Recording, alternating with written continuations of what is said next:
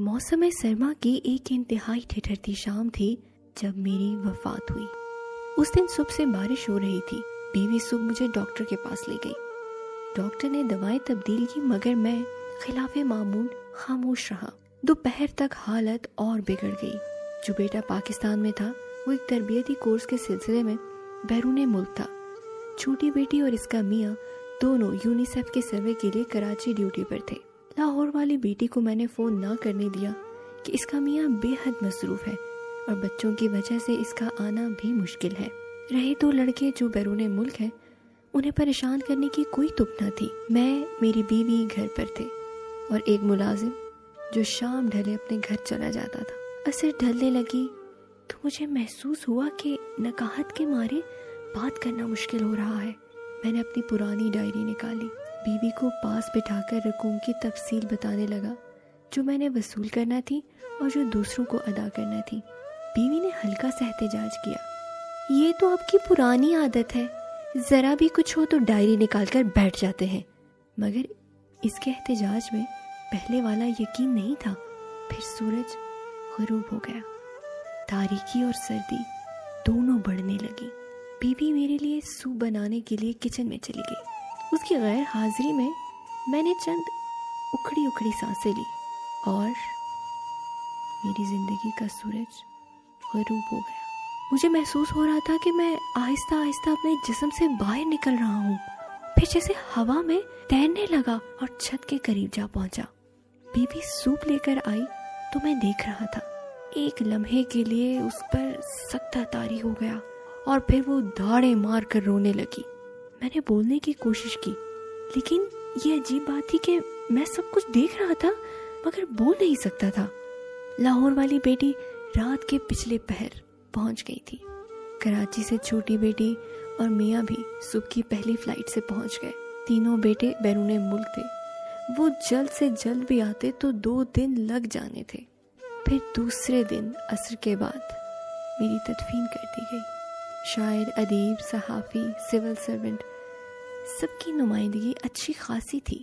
گاؤں سے تقریباً سبھی لوگ آئے تھے اور ننہال والے گاؤں سے ماموزاد بھائی بھی موجود تھے۔ لحد میں میرے اوپر جو سلیں رکھی گئی تھی، مٹی ان سے گزر کر اندر آ گئی تھی۔ بائیں پاؤں کا انگوٹھا جو آرتھرائٹس کا شکار تھا، مٹی کے بوجھ سے درد کر رہا تھا۔ پھر ایک عجیب کیفیت طاری ہو گئی، شاید فرشتے آن پہنچے تھے۔ اسی کیفیت میں سوال و جواب کا سیشن ہوا۔ یہ کیفیت ختم ہوئی تو محسوس ہو رہا تھا کہ چند ہی لمحے گزرے ہیں، مگر فرشتوں نے بتایا کہ 5 برس ہو چکے ہیں تمہیں فوت ہوئے۔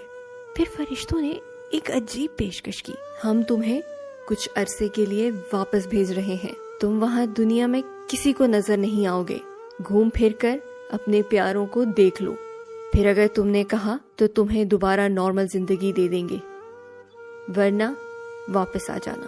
میں نے یہ پیشکش غنیمت سمجھی اور ہاں کر دی۔ پھر ایک مدہوشی کی حالت چھا گئی اور آنکھ کھلی تو میں اپنی گلی میں کھڑا تھا۔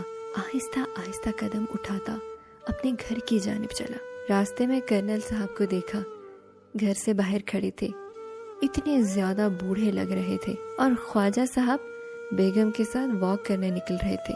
اپنے مکان کے گیٹ کے پر پہنچ کے میں حیران رہ گیا۔ میرے نام کی تختی غائب تھی اور پورچ میں گاڑی بھی نہیں کھڑی۔ وفات سے چند ہفتہ پہلے ہی تازہ ماڈل کی گاڑی خریدی تو دھچکا سا لگا کہ گاڑی کہاں ہو سکتی ہے؟ بچوں کے پاس تو اپنی اپنی گاڑیاں تھی، تو پھر میری بیوی جو اب بیوہ تھی کیا گاڑی کے بغیر تھی؟ دروازہ کھلا تھا۔ میں سب سے پہلے سیڑھیاں چڑھ کر اوپر لائبریری میں گیا۔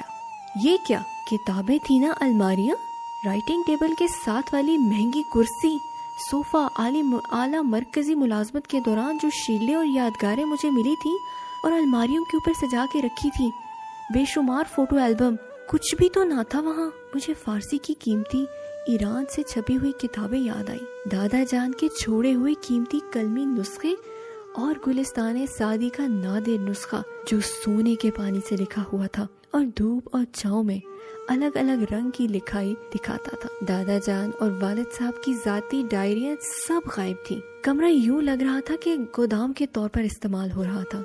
सामने वाली पूरी दीवार पर जो तस्वीर 15,000 रुपए की लगवाई थी वो जगह से फट चुकी थी। मैं पज मुर्दा होकर लाइब्रेरी से बाहर निकल आया। भलाई मंजिल पर ये वसीओ अरीज लाउंज भाएं भाएं कर रहा था।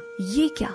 अचानक मुझे याद आया कि मैंने चकवाल से रंगीन पायों वाली सूत से बने 4 पलंग मंगवाए थे और लाउंज में रखे थे, जो कि शायर बरादरी को बहुत पसंद थे। वो गायब थे। नीचे ग्राउंड फ्लोर पर आया। बीवी अकेली किचन में कुछ काम कर रही थी। मैंने उसे देखा। 5 वर्षों में इतनी तब्दील हो गई थी। मेरी आंखों में आंसू आ गए। कैसे पूछूं कि घुटनों का दर्द कैसा है? एड़ियों में भी दर्द महसूस होता है? दवाएं बाकायदगी से मुयस्सर आ रही थी या नहीं? मैं उसके लिए बाकायदगी से फल लाता था। न जाने बच्चे क्या सलूक कर रहे हैं, मगर मैं बोल सकता था, ना वो मुझे देख सकती थी। इतने में फोन की घंटी बजी। बीवी बहुत देर बातें करती रही। जो इस तवील गुफ्तगू से मैं समझा वो ये था कि बच्चे इस मकान को फरोख्त करना चाहते थे। माँ ने मुखालफत की कि वो कहाँ रहेगी। बच्चे बज़िद थे कि आप हमारे पास रहेंगी। मेरी बीवी को मेरी ये नसीहत याद थी कि डेरा अपना ही अच्छा होता है, मगर वो बच्चों की जिद के सामने हथियार डाल रही थी। गाड़ी का मालूम हुआ कि बेची जा चुकी थी और बीवी ने खुद ही बेचने के लिए कहा था कि उसके लिए एक छोटी ऑल्टो ही काफी है। इतने में मुलाजिम लाउंज में दाखिल हुआ। ये नौजवान अब उधेड़ उम्र का लग रहा था। मैं इसका लिबास देखकर दंग रह गया। इसने मेरी कीमती ब्रांडेड कमीज जो कि हांगकांग से खरीदी थी वो पहनी हुई थी। नीचे वो पतलून थी जिसका फैब्रिक मैंने इटली से खरीदा था। अच्छा, तो मेरे बेशबहा मलबूसात मुलाजिमों में तकसीम हो चुके थे। मैं 1 साल लोगों की निगाहों से गायब रहकर सबको देखता रहा। एक एक बेटा बेटी के घर जाकर उनकी बातें सुनी। कभी कभार ही अब्बा मरहूम का यानी मेरा जिक्र हुआ, वो भी सरसरी सा। हाँ, ज़ैनब जो मेरी नवासी अक्सर नाना अबू का तस्करा करती थी। एक दिन माँ से कह रही थी, अम्मा ये बांस की मेज कुर्सी नाना अबू लाए थे ना जब मैं छोटी सी थी, इसे फेंकना नहीं। माँ ने जवाब में कहा, जल्दी से कपड़े बदल कर खाना खाओ, फिर मुझे मेरी सहेली के घर ड्रॉप कर देना। मैं शायरों अदीबों के इज्तिमात और नशिस्तों में गया, कहीं अपना जिक्र नहीं सुना। जो बात बात पर मुझे जदीद गजल का ट्रेंड सेटर कहा करते थे, जैसे भूल ही चुके थे। अब उनके मुलाजमों ने मेरी किताबें अलमारी से हटा दी थी। एक चक्कर मैंने कब्रिस्तान का लगाया। मेरी कब्र का बुरा हाल था। घास उगी हुई थी और कुत्ता परिंदों की बीटों से अटा था। साथ वाली कब्रों की हालत भी ज्यादा बेहतर न थी। 1 साल के जायजे के बाद मैं इस नतीजे पर पहुंचा कि मेरी मौत से तो दुनिया को फर्क ही नहीं पड़ा, जरा भर भी नहीं। बीवी याद कर लेती थी, ताहम बच्चे पोते पोतियां नवासे नवासियां सब मुझे भूल चुके थे। अदबी हलकों में अब मैं तारीख का हिस्सा बन चुका था।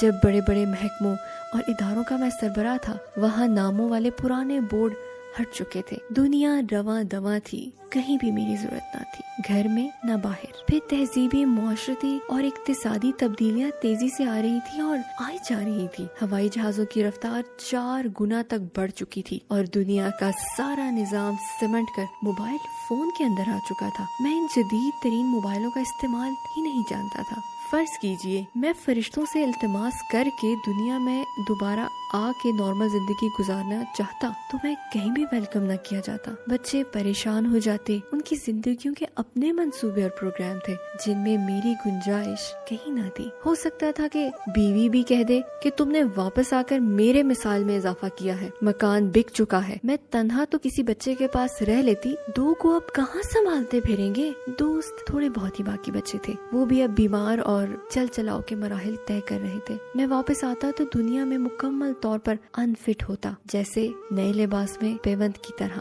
जदीद बस्ती में पुराने मकबरे की तरह। मैंने फरिश्ते से राब्ता किया और अपनी आखिरी ख्वाहिश जाहिर की कि मैं कब्रिस्तान वापस जाना चाहता हूँ। फरिश्ता मुस्कुराया। उसकी बात बहुत मुख्तसर और जामे थी। हर इंसान यही समझता है कि उसके बाद जो खला पैदा होगा वो कभी भरा नहीं जाएगा, मगर वो ये नहीं जानता कि खला तो कभी पैदा ही नहीं होता। हमारे दिमागों में ये भी सोच है कि ये घर, ये कारोबार, ये नौकरी, ये दुनिया, घर, बच्चों की जरूरतें और सारे कामकाज मेरी वजह से ही तो है। अगर मैं ना रहा तो दुनिया की गर्दिश रुक जाएगी।